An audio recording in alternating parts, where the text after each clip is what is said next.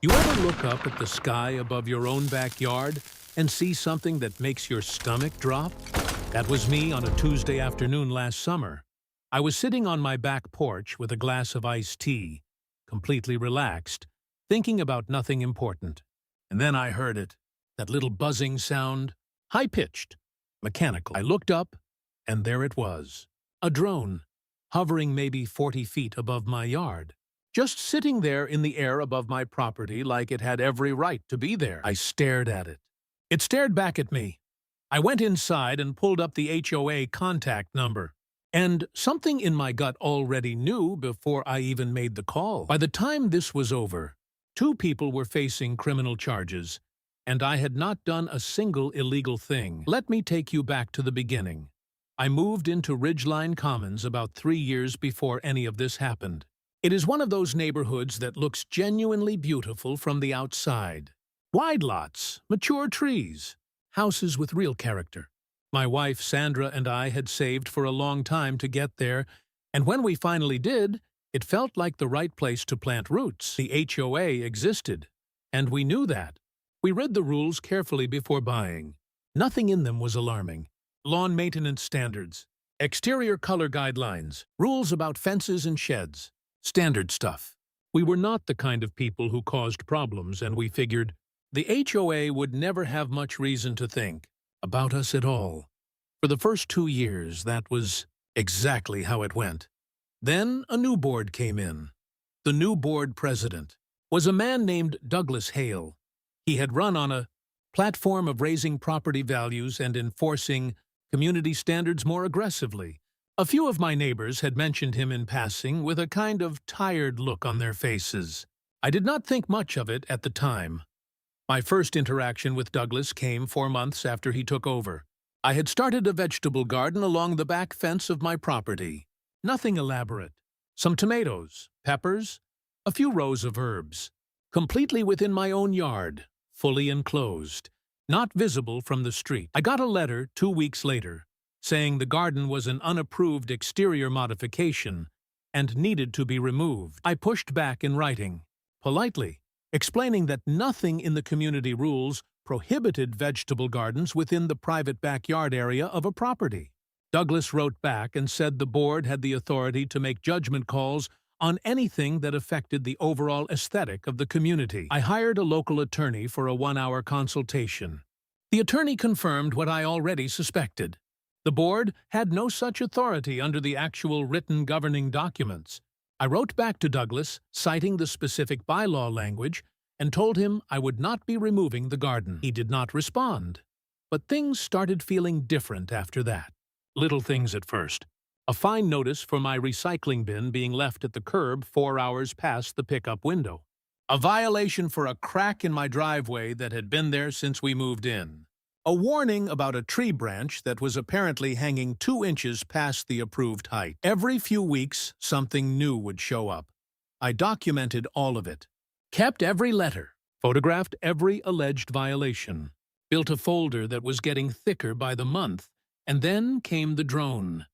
The second time I saw it, I was ready. I had my phone in my hand, and I recorded a full 2 minutes of footage. You could clearly see it hovering over my backyard, moving slowly from one end to the other, pausing over the garden, pausing over the back porch where Sandra and I had been, sitting, methodical, deliberate, like someone on the other end was looking at it, everything carefully and taking their time. Asked 3 neighbors if they had seen it. 2 of them had. One of them told me she had seen it over her yard the week before, and had assumed it was a kid's toy until she noticed. It kept coming back. I went home and started researching. What I found changed everything. The FAA, the Federal Aviation Administration, regulates all aircraft in the United States. And that includes drones. Under FAA regulations, flying a drone over private property in a way that invades the privacy of residents can constitute a violation of federal airspace rules. More importantly, many states have specific drone privacy laws that make it illegal to use a drone to conduct surveillance over a private residence without the owner's consent. Our state was one of them.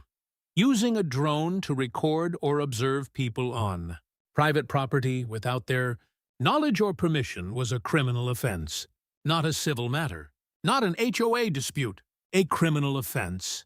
I also found out that the FAA requires all drones above a certain weight to be registered. And if the drone was being operated commercially or for organizational purposes, which an HOA absolutely qualifies as, there were additional operational requirements around where and how it could be flown. I called the FAA complaint hotline and filed a formal report, with my video footage attached. Then I called the local police department and spoke to an officer about the state privacy statute. He asked me to come in and file a formal report, which I did that same afternoon. I brought my phone, my video footage, and a printed copy of the state drone surveillance law with the relevant section highlighted. The officer watched the footage twice.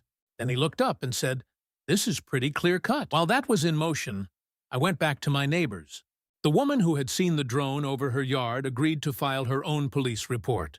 Another neighbor came forward and said he had actually seen Douglas Hale standing at the edge of the community parking lot on two separate occasions with what looked like a drone controller in his hands. That was the piece that connected everything. The police investigation took about 3 weeks. What they found was that Douglas had purchased a mid-range camera drone using HOA funds, which meant he had also committed financial misconduct by using community money for unauthorized purposes. He had conducted at least 7 flights over residential properties in the neighborhood, recording footage without any homeowner's knowledge or consent. Douglas Hale was charged with criminal surveillance under the state drone privacy statute. The HOA treasurer who had approved the purchase of the drone without a board vote was charged as an accessory. The charges were real. The arrest was real. I watched it happen from my driveway on a Thursday morning, and I will not pretend I felt sorry about it. A special meeting of the full homeowner community was called the following week. Every board member who had served under Douglas resigned before the meeting even started. A new interim board was appointed by community vote that same evening. One of the first things the new board did was commission an independent financial audit. The drone was not the only thing HOA funds had been misused for. The audit found additional irregularities going back 18 months. Restitution was ordered. The full community was notified of everything that had been found. Sandra and I still live in Ridgeline Commons. The vegetable garden is still there, bigger than ever, actually. Tomatoes did great this year. The new board is transparent, responsive, and runs properly noticed meetings that any homeowner can attend. And the sky above our backyard is just sky now. I think about what would have happened if I had not looked up that afternoon.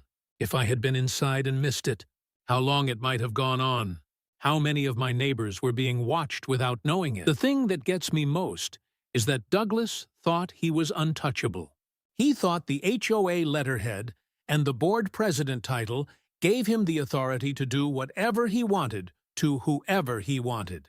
He thought people would just accept it, because fighting back seemed too hard and too complicated and too exhausting. He was wrong about all of it.